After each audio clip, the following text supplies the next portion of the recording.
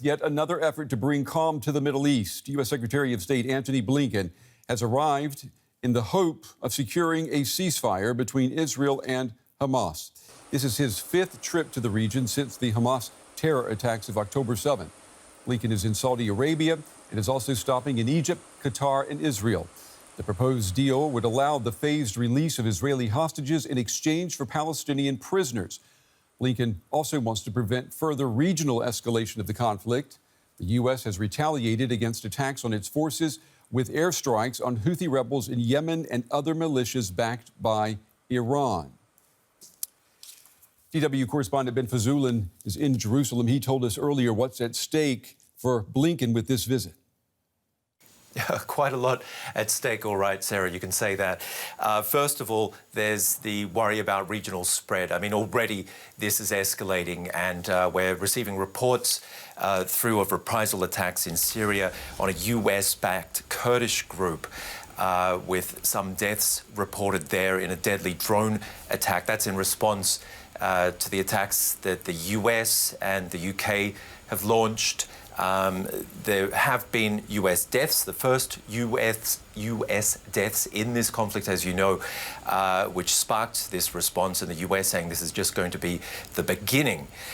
Saudi Arabia, there's a lot at stake for that nation. It wants to normalize relations with Israel, and that would be in return for some sort of security pact from the US. And then, of course, you've got the security and safety of some 1 million Palestinian civilians all crammed into Rafah right now.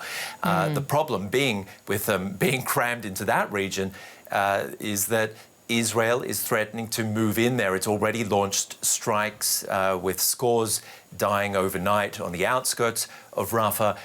Whether or not this military operation pushes further into Rafah is the big question. So much at stake, not just for those civilians, but also the more than 100 hostages from Israel that are being held hostage in Gaza right now. That was Fajzullin there reporting from Israel. I want to bring in now Dalia Dassa. She is a senior fellow at the UCLA Burkle Center for International Relations. She is currently a Fulbright visiting scholar in Sweden at Lund University. She joins us now from Sweden. It's good to have you with us, Dalia. You know, so far, we've heard from Hamas that it will not agree to any deal unless that it gets a guarantee that Israel will pull out of Gaza and stop the fighting. Israel has rejected that. So are these negotiations working on non-starters? Well, I think there's still attempts to get a breakthrough. I'm sure this is the highest priority for Secretary Blinken on this current trip. There is a real need to put a halt to this fighting, at least for a shorter term. The U.S. still continues to oppose a permanent ceasefire, but there needs to be a stop, and the hostages must get out. So it isn't looking good at the moment, but a lot, I'm sure, is happening behind the scenes. And hopefully there will be a breakthrough. Yeah, it's not looking good. Let's talk a moment about optics here. We've got Antony Blinken coming to the Middle East. At the same time, on the very same day, you've got the Israeli Prime Minister, Benjamin Netanyahu, saying or talking about total victory over Hamas. Are these two men talking past each other? Well, Prime Minister Netanyahu's comments are certainly unhelpful. It is going to be impossible to get a deal if he continues to take this kind of stance. Of course, he's taking a lot of these stances for domestic audiences. It's very clear that he has, a lot of pressure from his right flank not to give in, not to have any pause in this war. The Israeli population is mixed. More than half of the population really focused on getting the hostages out as a priority. But a large part of the population is still very supportive of continuing this campaign until Hamas is significantly degraded and cannot threaten Israel again. So it's a real bind, but there is an urgency given the humanitarian catastrophe. It's highest on the U.S. agenda, highest on the regional agenda, that is very much backing a ceasefire as soon as possible. Do you think that Antony Blinken may be trying to do the business of a lame duck president? And I ask that because, we're hearing that we could see that all of these parties in the Middle East just bide their time until the U.S. election in November, waiting to see if there's going to be a change in the White House. So that really makes Biden's work even that much greater, doesn't it? Well, there's always that political context, but I have to say this is really a strategic issue, and the region cannot wait until the U.S. election. There is really, as your reporting just demonstrated, dire conditions on the ground in Gaza. Israeli hostages, by last count, I think 136. We don't know how many are still alive, still in prison in Gaza.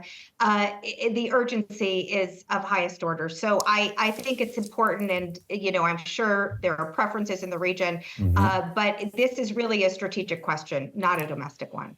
And Secretary Blinken, this is his 5th trip to the Middle East since the terror attacks back in October. It seems each time that he has come over to the Middle East, the stakes have gotten even bigger. Excuse me. And that's where we are right now. I'm thinking about these tit-for-tat attacks that have been going on between Iran's proxies and the United States. How much leverage does the United States have right now, considering it wants to prevent an escalation of the violence? It's extremely worrying situation, and is the other very high agenda item, I'm sure, on Secretary Blinken's visit to contain this conflict. And the record so far has been mixed, unfortunately. Despite this U.S. response to attacks, over 160 attacks on its forces in Syria and Iraq, and now intervening against the Houthis in the Yemen theater, these attacks are continuing. We just had another attack last night on U.S.-backed Kurdish forces in Syria that were fighting against ISIS. It's extremely worrying and hard to know if this is sustainable. And everybody talks about calibrated, controlled strikes. And the U.S. certainly is not looking for a war with Iran, which is why these retaliations happened in this Syrian, and it's going to likely be contained in the Syrian Iraqi theater, not in Iran itself. It doesn't look like Iran is looking for a full-scale war, but it's very hard to keep this situation controlled when proxies and militia forces are so unpredictable. And already the U.S. is much more involved than it had intended to be. So it's worrying. Dalia Dassa with the UCLA Burkle Center for International Relations joining us tonight from Sweden. We appreciate your time and your analysis. Thank you. Thank you.